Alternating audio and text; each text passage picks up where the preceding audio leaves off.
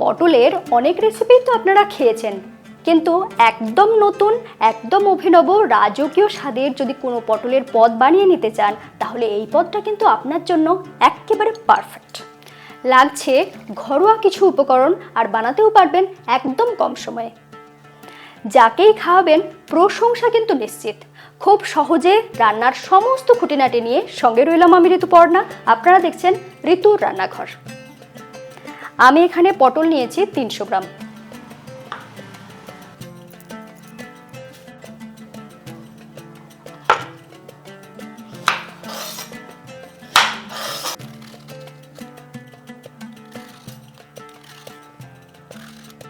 দেখুন এইভাবে খোসাটা ছাড়িয়ে নিয়েছি একটু রেখে রেখে।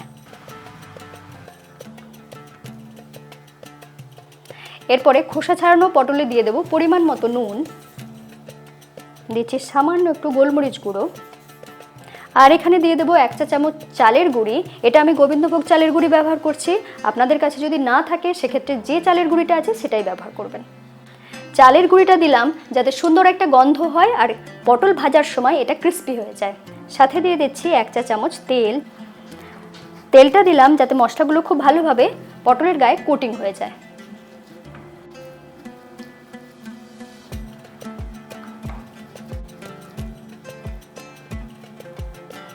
আর একটা উপকারিতা হলো পটল ভাজার সময় খুব বেশি তেল ছিটকাবে না। রান্নাকে যদি একদম নতুন, একদম অভিনব বানিয়ে নিতে চান, তার জন্য মশলাটা খুব গুরুত্বপূর্ণ। তার জন্য আমি এখানে নিয়েছি 1 চা চামচ পোস্ত, 1/2 চা চামচ গোটা জিরে, 1/2 চা চামচ গোটা মৌরি, সাথে নিয়েছি 2 টেবিল চামচ কাঁচা চিনেবাদাম। ঝাল হওয়ার জন্য এখানে নিয়েছি 2টো কাঁচা লঙ্কা।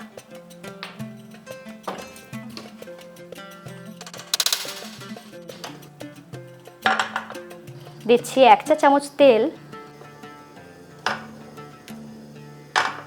তেল গরম হয়ে যাওয়ার পরে এখানে দিয়ে দিচ্ছি মৌরি, গোটা জিরে, পোস্ত, দিচ্ছি চিনাবাদাম, সাথে দিয়ে দিচ্ছি কাঁচা লঙ্কা। এখানে সুন্দর মিষ্টি গন্ধ হওয়ার জন্য আর একটা জিনিস দিয়ে দিচ্ছি, সেটা হচ্ছে 2টো ছোট এলাচ।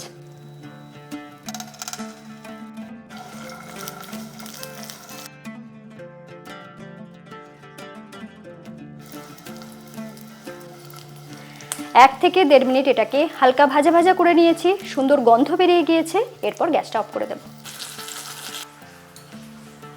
এরপরে এখানে দিয়ে দিচ্ছি 2 টেবিল চামচ জল। আমি এই সময় গ্যাস অফ করার পরে জলটা কেন ব্যবহার করলাম, কারো যদি জানতে ইচ্ছা করে কিংবা জানা থাকে অবশ্যই লিখে জানাবেন। মশলাটা ঠান্ডা হয়ে গিয়েছে, এরপর বেটে নেব।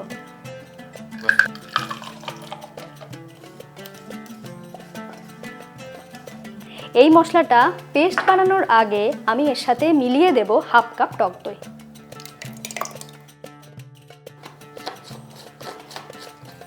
এরপর এটাকে বেটে নেব।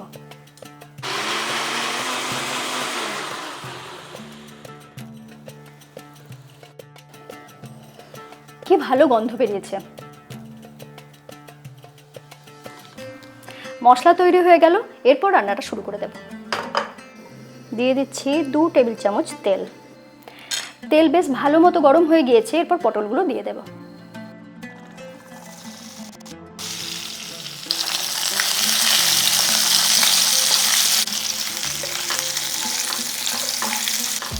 একটু নাড়াচাড়া করে নিয়েছি।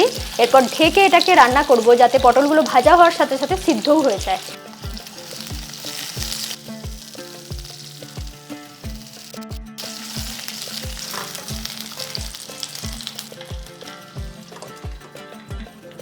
ঢাকা দিয়ে এটাকে মিডিয়াম ফ্লেমে কিছুক্ষণের জন্য রান্না করে নেব।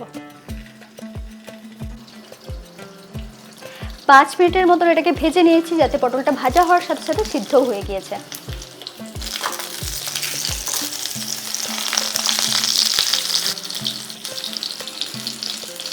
হালকা লাল করে পটলগুলোকে ভেজে নিয়েছি, এরপর তুলে নেব।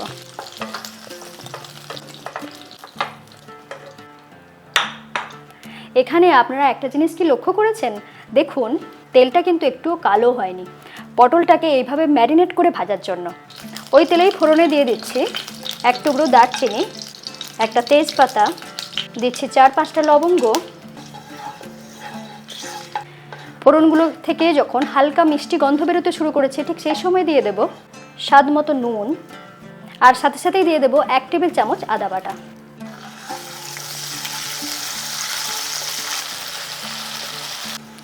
নুন দেওয়ার জন্য দেখতেই পাচ্ছেন আদা বাটাটা কিন্তু ছিটকাচ্ছে অনেকটাই কম। আদাটা বেশ হালকা করে ভাজা হয়ে গিয়েছে। এরপর এখানে দিয়ে দেব বেটে রাখা মশলা।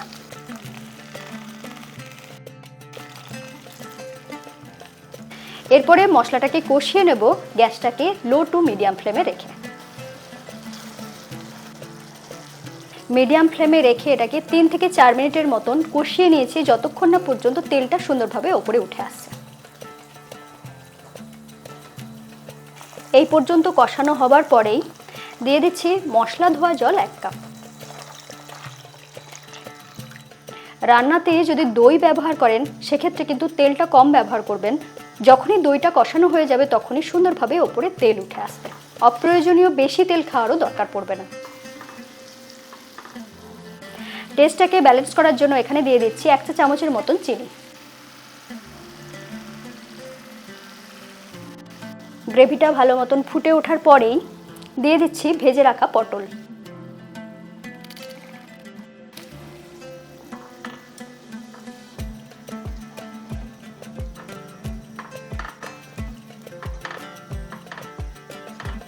এরপর ঢাকা দিয়ে এটাকে আবারও কিছুক্ষণের জন্য রান্না করে নেব।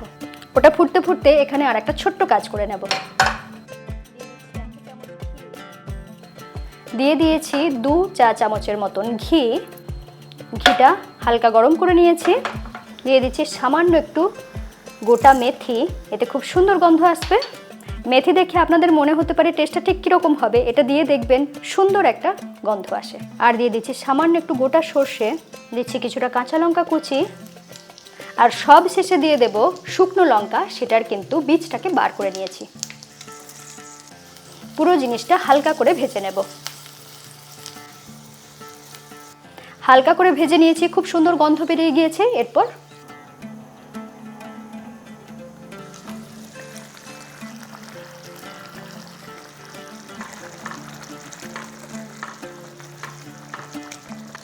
একদম শেষে যদি এইভাবে ফোড়নটা দেন তাহলে কিন্তু এই রেসিপির স্বাদটা অনেকটাই বেড়ে যাবে। সব শেষে দিয়ে দেব ধনেপাতা কুচি। এরপর ঢাকা দিয়ে গ্যাস অফ করে স্ট্যান্ডিং টাইমে রেখে দেবো কিছুক্ষণের জন্য। রান্নাটা দেখার পরে নিশ্চয়ই মনে হচ্ছে একদম নতুন, একদম অভিনব। অবশ্যই বানিয়ে খান আর লিখে জানাতে ভুলবেন না কেমন লাগলো। অপেক্ষায় থাকবো।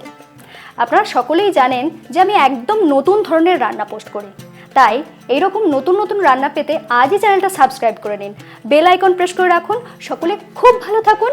আবার দেখা হচ্ছে এরকমই নতুন নতুন রেসিপির সাথে।